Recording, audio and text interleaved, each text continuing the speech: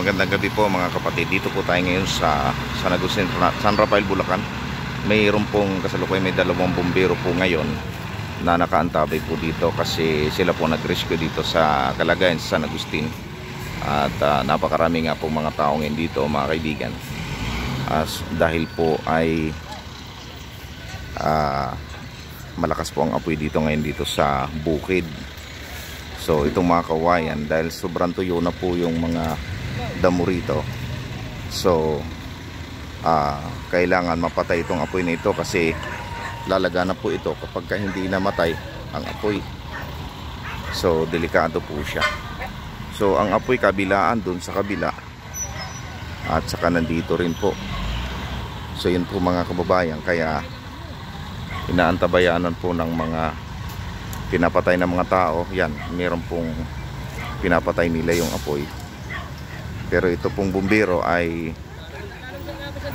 re-rescue, tutulong siya para mapatay at maapula po itong apoy na ito dito sa lugar na ito. O kailangan mapatayan kasi yan ang malakas. Tuyong-tuyo na kasi yung dahil sa tindi po ng init. Ayun po mga kababayan, sa tindi po kasi ng init ay lumalakas po itong apoy. Ayan po mga kababayan, kaya tayo po ingatan po natin ang ating tahanan, na huwag po nating iwanan na may mga bukas ang kandila at anong paman, at pakiusap sa ating mga kababayan na dahil sa tuyo ngayon ng ang mga lupa, ang mga kahoy, gubat, huwag po tayo magtapon ng sigarilyo o ano paman kasi delikado po, makakapinsala po tayo sa ating mga kababayan. So please, tulong-tulong po tayo. Salamat at marami pong mga taong pinapatay, kumukuha sila ng tubig para patayin at apulahin yung apoy na nandoon po, kasi lumalaganap na po yung apoy sa may kawayan. Ayan, so kaya pinupuntahan ngayon ng isang bumbero para maapula po itong nagliliyab na ito na apoy. Kasi pag hindi po naapula yan, pati doon sa kabila, yan malawak na rin po yung apoy. So ito po yung buklaw, kuryente po ito dito. So kailangan po maapatay, maapula po ito ngayon.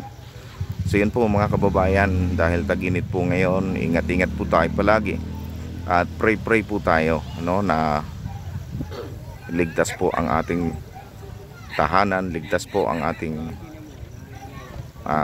barangay. So ayan po, marami pong mga tao ngayon dito na nakantabay kasi inaabangan nga po yung na mapula po yung apoy. So marami nga pong taong mga nandito ngayon, at bali dalawang bumbero pa lang po yun nandito.